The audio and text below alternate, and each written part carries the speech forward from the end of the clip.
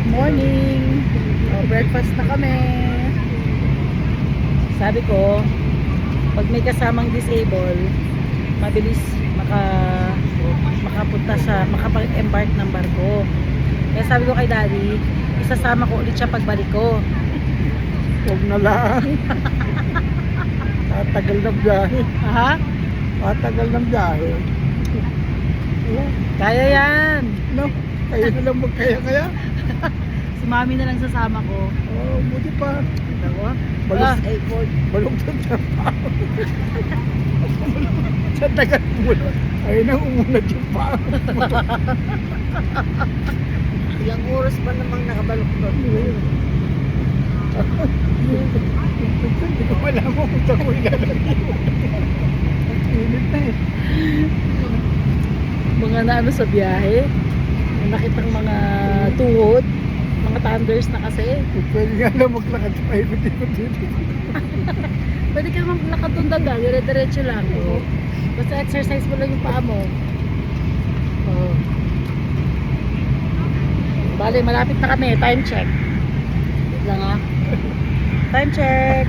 Init na magkatun na ka na. Ito na yung time check natin. So mag 2 o'clock in the morning Canadian time. 2, 3, 4, 5. Magpa 5 o'clock sa Hong Kong. Same time sa Pilipinas. So, darating kami sa Hong Kong ng 7:30. Hindi ka namin kasama sa kaya kami pupulutin dito. Dami pa ikot-ikot. Hindi, may mag-guide naman sa inyo, Dad. Ikaw umalis yung bigla. Maiwanan kami dalawa. Yun lang. Sige, mamaya. Inip na kasi.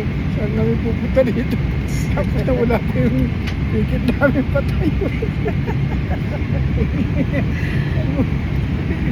Sabi ko, malapit na. Dito. Malapit na tayo bababa. Kaya, Makikita mo sa TV lang gano'n. namamalimos na lang kayo, no? Sige, malapit na tayo, Dad. 2 hours na lang. Ayoko nang umulit. Ano uulit? Uulit ka, syempre. Ang hirap ng picture.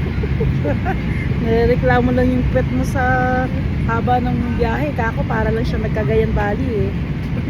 Sige, see you. Tumingin ka rito sa bintana, puro mo dilim. Wala kang makita sa ibaba. Ang dilim. Hilip na sa liwanag, eh. Malapit na tayo, Dad. Malapit na. Positive lang. Okay, bye-bye.